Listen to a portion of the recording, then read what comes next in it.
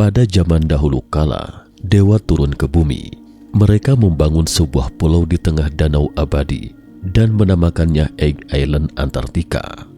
Di sana mereka mengembangkan dunia primitif yang misterius dan membangun sebuah kuil paling awal di dunia.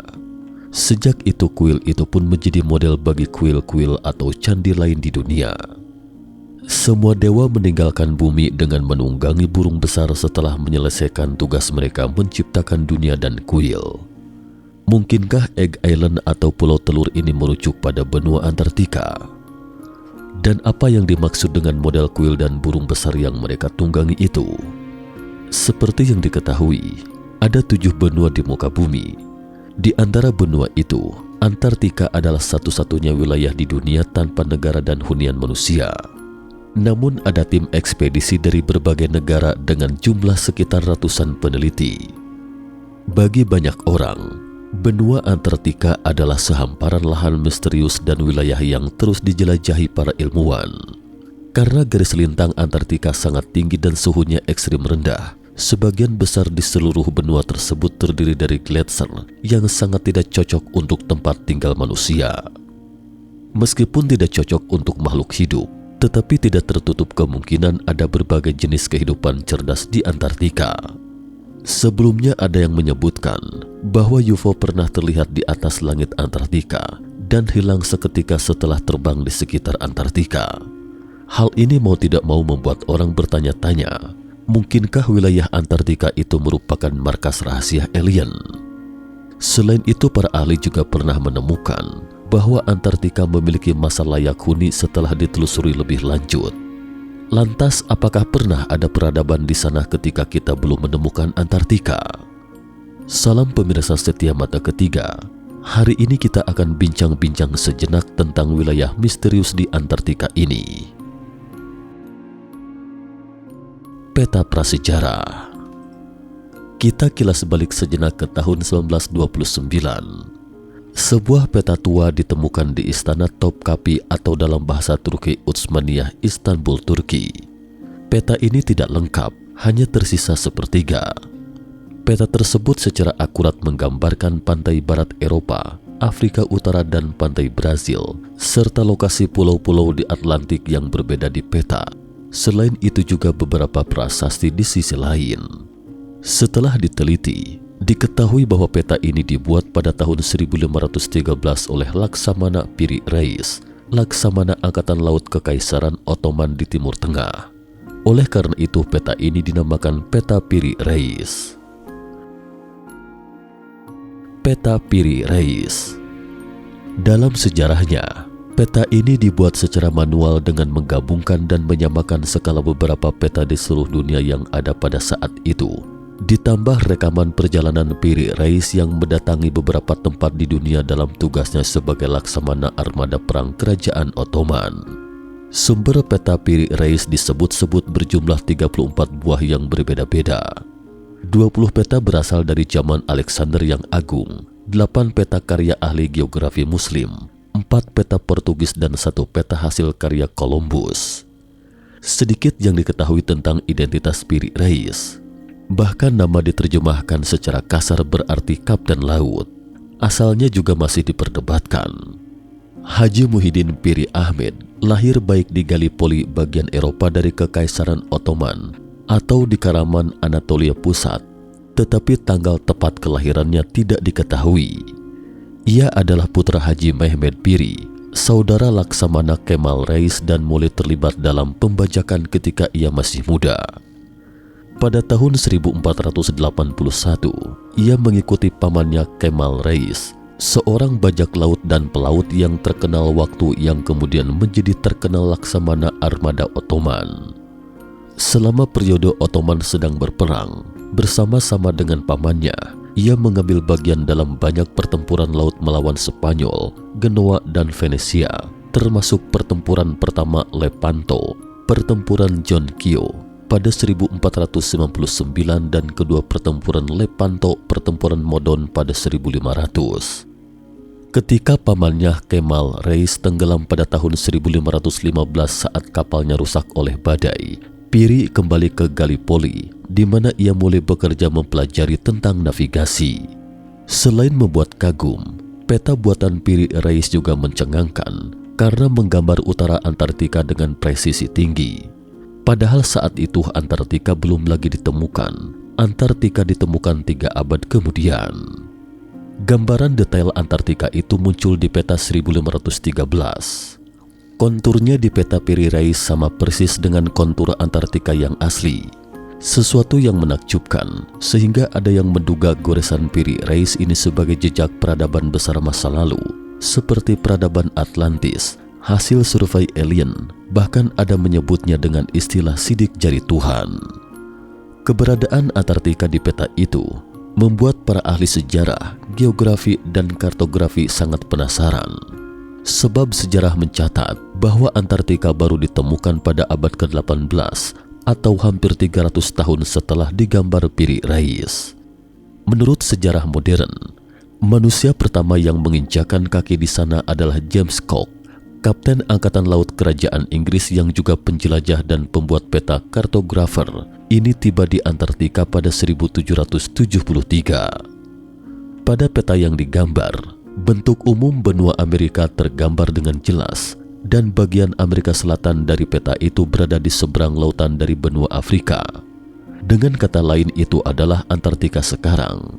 Tapi anehnya penampakan benua ini di peta tidak diselimuti oleh es. Sampai pada tahun 1949, Swedia dan Inggris membentuk tim ekspedisi Antartika untuk meneliti benua Antartika, dan saat itulah orang-orang baru memiliki pemahaman baru tentang Antartika. Terkait Antartika, orang-orang pasti tidak asing lagi. Sebuah benua tetapi penuh dengan es dan salju, tidak berpenghuni. Lapisan es paling tebal di benua Antartika ini setebal beberapa ratus meter. Dapat dikatakan adalah es abadi yang tak akan pernah meleleh selama ribuan tahun. Adalah tempat di mana manusia sama sekali tidak dapat bertahan hidup untuk jangka panjang. Namun demikian, ketika redaksi Mata Ketiga menelusuri beberapa sumber terkait, beberapa ilmuwan yang melakukan penelitian sejarah mengatakan bahwa peradaban manusia paling awal mungkin berasal dari benua Antartika. Mengapa membuat penilaian seperti itu? Berikut mari kita telusuri bersama. Sebelumnya, para ilmuwan di seluruh dunia membuat 3 kesimpulan bahwa Antartika adalah tempat lahirnya peradaban manusia yang sesungguhnya. 1. Banyak ilmuwan di dunia percaya bahwa ada peradaban di bawah tutupan es Antartika dan masih eksis sampai sekarang. Mereka percaya peradaban itu terpendam di bawah lapisan es Antartika dan hanya perlu sedikit survei untuk menemukannya. Dalam beberapa tahun terakhir, Organisasi Perlindungan Lingkungan Internasional telah melarang memasuki benua Antartika secara individu. Hal ini sebagian besar dikarenakan bahwa sebelum ditemukan bukti pasti tentang keberadaan peradaban di Antartika, di mana dalam rangka agar tidak menimbulkan lebih banyak kerusakan atas aktivitas manusia, jadi dilarang memasuki area ini secara individu. 2. Menurut penelitian para astronom, pergeseran sudut bumi pernah terjadi lebih dari 1 kali. Banjir prasejarah di Amazon antara tahun 2000 dan 1900 sebelum Masehi dan banjir semasa era Kaisar Yao Tiongkok kuno sama-sama merupakan bencana alam yang disebabkan oleh pergeseran sudut bumi. Sementara itu, Antartika pada 10.000 tahun silam kemungkinan besar merupakan benua di zona beriklim sedang. Selain itu, tidak tertutup kemungkinan melahirkan peradaban prasejarah yang cemerlang. Ketika terjadi pergeseran sudut bumi, menyebabkan banjir prasejarah yang menenggelamkannya dan kembali lagi pada posisi Antartika saat ini setelah pergeseran sudut bumi itu. Sedangkan air banjir yang belum surut mulai membeku hingga akhirnya tertutup oleh lapisan es yang tebal. Orang Mesir kuno memiliki studi yang sangat mendalam tentang alam semesta, dan mereka telah mencatat tentang pergeseran sudut bumi lebih dari sekali. Meskipun gambaran Mesir kuno pada waktu itu tidak secara langsung mengatakan bahwa bumi mengalami pergeseran, disebutkan bahwa ada beberapa kali matahari tidak terbit dalam beberapa hari dan malam menjadi sangat panjang. Pada tahun 1455 sebelum Masehi, Mesir kuno pernah memiliki catatan rinci tentang malam gelap gulita selama 3 hari. Pada saat yang sama, Di negara-negara dengan peradaban kuno lainnya, juga ada catatan terkait waktu malam yang semakin panjang dan aneka luapan banjir kala itu. 3. Di bawah penelitian bersama para ahli geologi dan sejarawan, mereka percaya bahwa peradaban Mesir kuno dan peradaban Semit awalnya beralih dari benua Antartika. Karena sebelum sudut bumi berubah, Antartika merupakan tempat yang sangat cocok untuk ditinggali manusia. Mereka dapat melakukan pelayaran keliling dunia dengan perahu dan menyebarkan peradaban ke Afrika saat ini, kemudian menyebar lagi dari Afrika ke utara hingga Mesir sekarang. Sebagian lainnya melakukan perjalanan melalui Laut Mediterania dan tiba di Eropa saat ini dan mendirikan peradaban Eropa paling awal. Sedangkan bagian lainnya lagi melakukan perjalanan di sepanjang pantai ke Mesopotamia di Irak saat ini. Sementara itu, jejak langkah kaki manusia tidak akan berhenti. Mereka terus menuju ke timur, mencapai Asia saat ini termasuk Tiongkok. Setiap tahun ketika musim dingin di belahan bumi utara tiba, mereka akan melewati Selat Bering yang membeku untuk membawa Amerika Utara mengembangkan peradaban manusia di Amerika Utara dan ke selatan menuju Meksiko, Amerika Selatan, Brazil, dan wilayah lainnya. Dan bukti ini juga ditemukan pada peradaban Maya Amerika Selatan dan situs arkeologi San Sing Tui Tiongkok. Bukti-bukti peninggalan zaman prasejarah ini sangat mirip dan semuanya mengarah pada Antartika. Di antara peradaban sejarah paling awal yang kita kenal sekarang, yang paling awal adalah peradaban Mesir kuno, kedua adalah peradaban Babilonia di wilayah lembah Efrat dan sungai Tigris, Mesopotamia sekarang Irak. Berikutnya adalah peradaban India dan Tiongkok kuno. Asal-usul keempat peradaban kuno ini penuh dengan kontradiksi dan tidak ada satupun peradaban yang dapat membuktikan bukti prasejarah di hadapan umat manusia. Tingkat peradaban prasejarah mungkin jauh melampaui masa sekarang. Reaktor nuklir di situs prasejarah, cakram batu tegangan tinggi di pegunungan Bayanhar, Qinghai, Tiongkok, dan kastil bawah air di perairan Kepulauan Carolina Selatan, semuanya ini menjadi misteri yang sulit untuk dipecahkan. Berdasarkan kesimpulan para ilmuwan di atas, Antartika kemungkinan besar merupakan tempat lahirnya peradaban manusia, dan kita sangat berharap menunggu sampai hari ketika rahasia Antartika itu terungkap dan kembali berdecak kagum terhadap dunia yang misterius ini.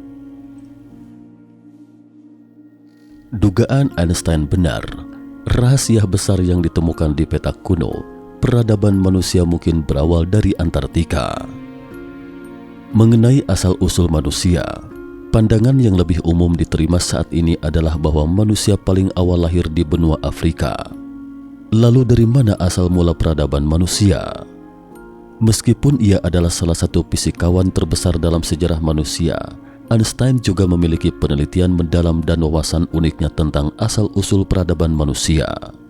Menurut Einstein, bahwa asal mula peradaban manusia lahir di benua Antartika yang tertutup es dan salju. Bukankah terdengar mencengangkan?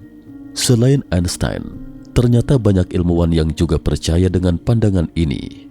Apa sebabnya? Kita tahu bentuk bumi menjadi seperti sekarang ini setelah kerak bumi mengalami gerakan berulang kali. Menurut Einstein, sekitar 10.000 tahun yang lalu, kutub selatan dan kutub utara di bumi tidak berada di kutub selatan dan kutub utara. Lebih tepatnya, lingkungan di mana kutub selatan dan kutub utara berada pada waktu itu adalah zona beriklim sedang, terutama benua Antartika. Di sana pernah melahirkan peradaban prasejarah yang sangat maju puluhan ribu tahun.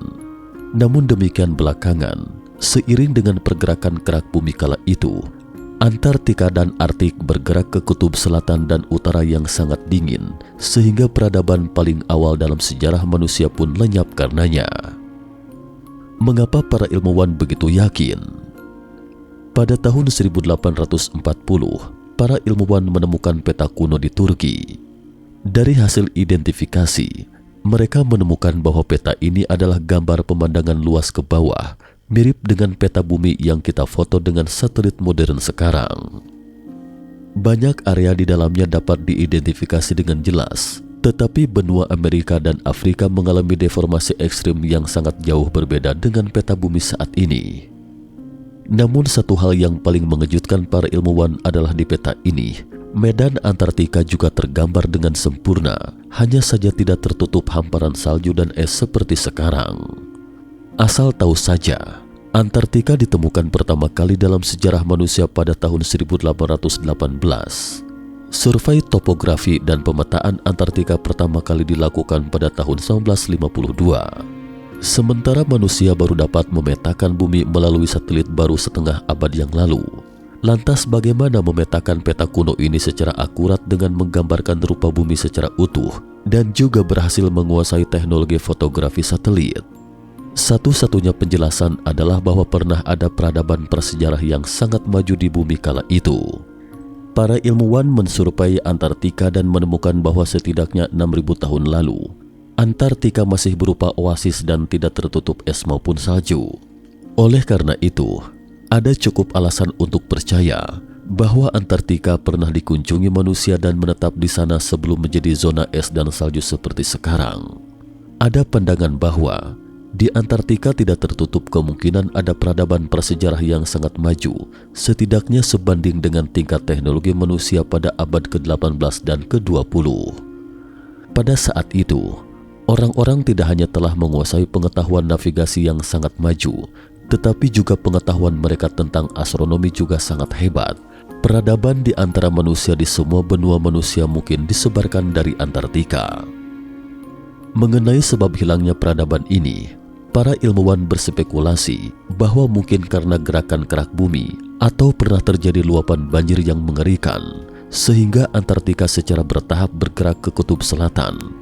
Iklim menjadi dingin dan manusia tidak dapat beradaptasi dengan perubahan iklim yang tiba-tiba hingga akhirnya lenyap sepenuhnya. Tentu saja juga ada yang berpandangan bahwa ketika bencana melanda, sebagian dari mereka yang selamat di Antartika ke daerah pedalaman, dan pada saat yang sama mereka mewariskan ilmu pengetahuan yang maju ke Mesir kuno dan daerah lain, membantu orang-orang yang masih berada pada era barbar menguasai ilmu pengetahuan dan secara bertahap membangun peradaban baru. Cukup sekian dulu topik kita hari ini. Jika suka dengan video mata ketiga, jangan lupa like, subscribe, dan share. Terima kasih atas perhatiannya dan sampai jumpa di episode berikutnya.